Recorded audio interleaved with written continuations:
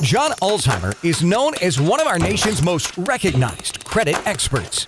Having worked for 28 years in the credit industry, John has become one of the most prolific speakers about credit and the go-to authority on answers to credit-related questions. Credit Countdown with John Ulzheimer.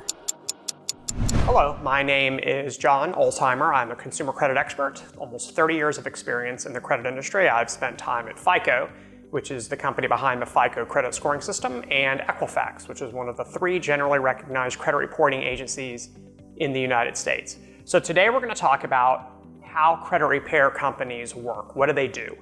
I have no opinion one way or the other whether or not credit repair is great or not great. I am Switzerland. I'm just going to give you some facts about credit repair, and you can decide for yourself whether or not you think credit repair is right for you. It's certainly the consumer's choice to outsource any process, cutting your hair, mowing your lawn, changing the oil in your car. You can do all these things yourself, or you can pay someone else to do them for you. And credit repair is really no different. You can attempt to repair your credit yourself, or you can outsource that process to a credit repair company. So before we get started, I want to dispel any crazy myths about the legality of credit repair. So the question that I have for you is credit repair legal?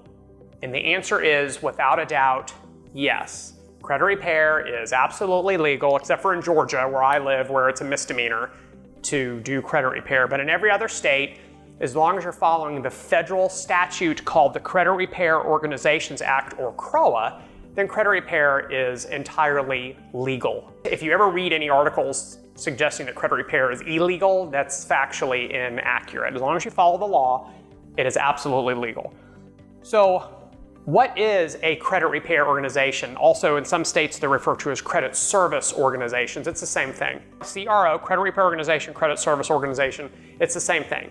It's basically a for-profit company that charges consumers for services that are positioned in such a way that the consumer would believe that they're getting a service to help them improve their credit score, or any derivative of that phrase. Boost your score, correct your credit reports, anything at all where you can reasonably interpret it as meaning to improve your credit, and they're charging you for it, and they're for profit, they would be defined as a credit repair organization under the federal statute Credit Repair Organizations Act, okay?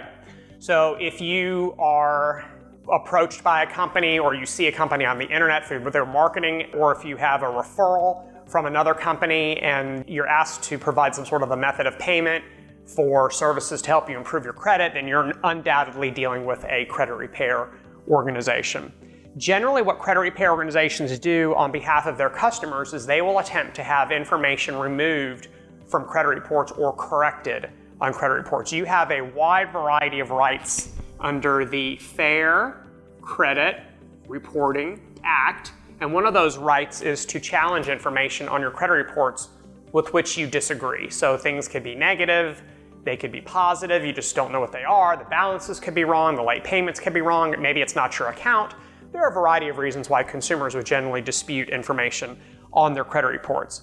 Normally that's done by either submitting dispute letters or going online to a credit reporting agency's website and filing a dispute directly from the .com website. Credit repair organizations actually will leverage either of these methods. They'll either write letters on behalf of consumers, or they will communicate directly with the credit reporting agencies on behalf of consumers in an electronic fashion. Sometimes they'll send you the letters and ask you to sign them and then mail them yourself. Sometimes they'll send them on the consumer's behalf. There's really a lot of ways that credit repair companies communicate disputes with the credit reporting agencies.